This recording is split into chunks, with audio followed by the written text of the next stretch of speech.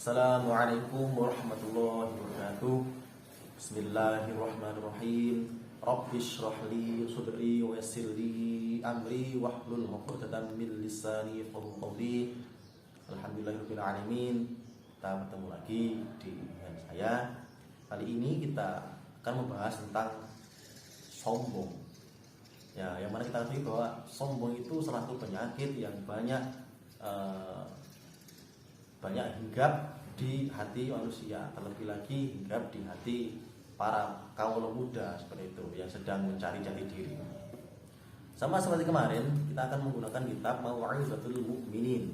Nah, di sini kita akan masuki bab takabur. Oke. Maksud saja, nah, perlu kita ketahui bahwasanya takabur itu dibagi menjadi dua. Ilam anal kibaro yang qasimu ila batin wa zahir.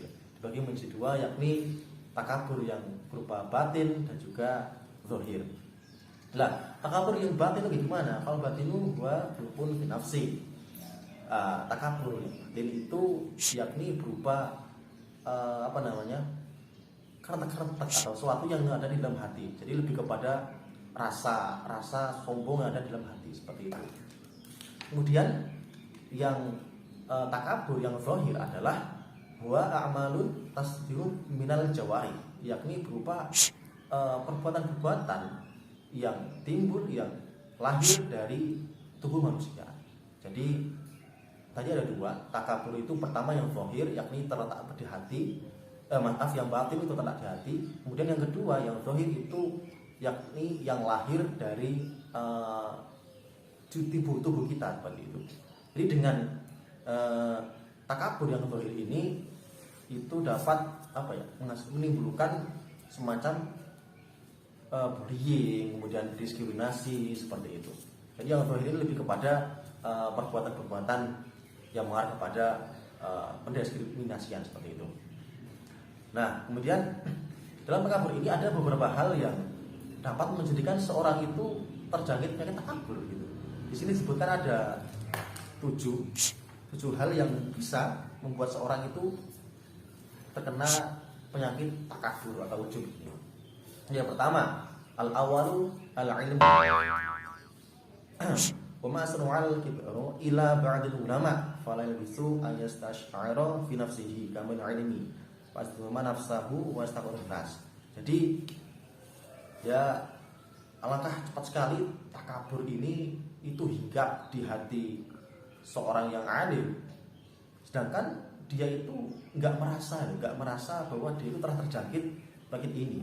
Tahu-tahu dia itu setelah ilmunya begitu luas, dia itu malah merasa hebat karena ilmu luas tadi. Kemudian dia itu merendahkan orang lain seperti itu. Gitu. Di sini kan gitu. Jadi dengan ilmu itu orang yang ilmunya luas itu juga tidak menutup kemungkinan bahwa dia itu akan terkena penyakit ini. Jadi memang harus berhati-hati. Jangan sampai ketika seorang yang punya ilmu itu malah ilmunya itu dia gunakan untuk merolok orang lain, merendahkan orang lain. Nah, gitu. Jadi ketika orang yang berilmu itu malah ilmunya dia gunakan untuk memperolok orang lain, merendahkan orang lain, berarti dapat kita dapat kita pahami bahwa ilmunya dia itu ilmu yang dapat dikatakan kurang berkah seperti itu dalam tradisi pondok.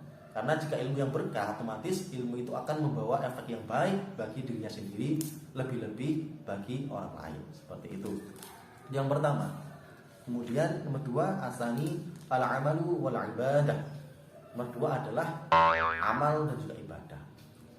Nah, seorang yang beramal, seorang yang melakukan ketundukan pada Allah, ibadah itu juga tidak menutup kemungkinan dia itu akan terjangkit penyakit takabur ini, gitu.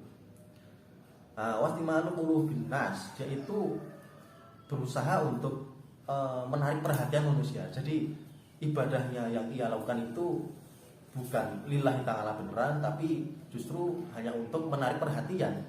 Misalkan nih, saya umroh gitu kan, umroh. Saya punya IG kan umroh. Nah, setiap kegiatan umroh saya dokumentasikan ya. Iya, saya sedang umroh.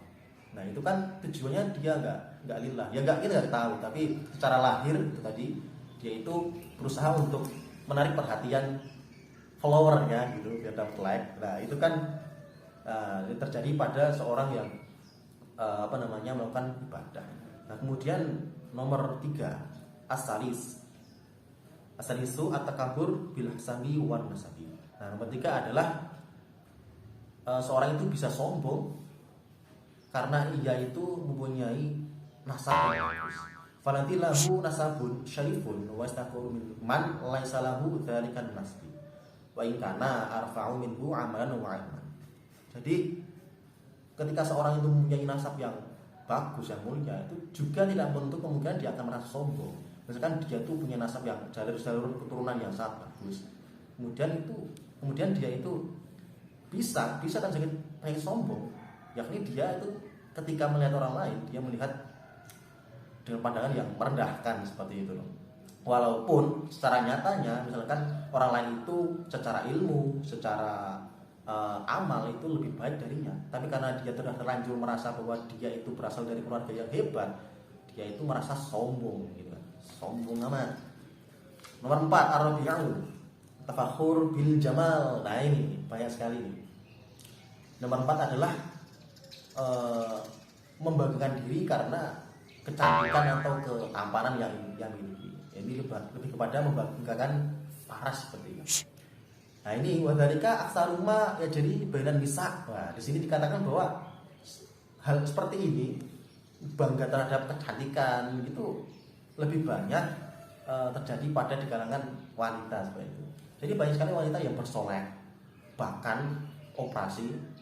Ya walaupun banyak juga dari laki-laki itu mereka itu mencoba memperelok wajahnya, dirinya demi apa ya? Cuma demi biar disanjung orang gitu loh.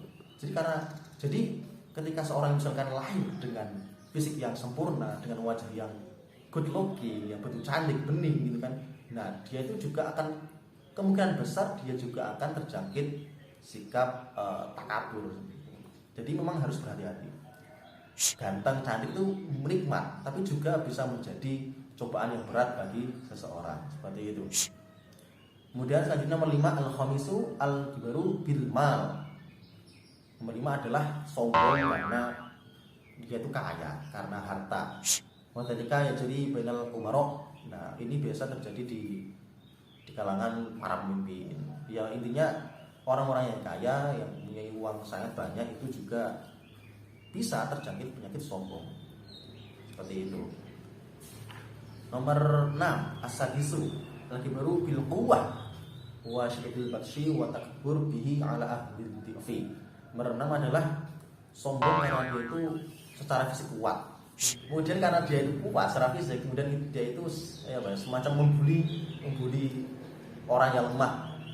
Nah ini banyak sekali terjadi di kalangan para remaja, terutama di kalangan para pelajar gitu. Jadi ketika kita sekolah kan misalnya kan ada saja mereka yang secara fisik kuat kemudian membuli mereka yang secara fisik itu lemah seperti itu.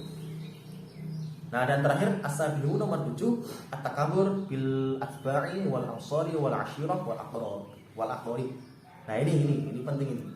Ini juga banyak terjadi di kalangan pecinta Instagram atau artis Instagram gitu. Nah nomor 7 adalah sombong karena dia itu punya banyak pengikut.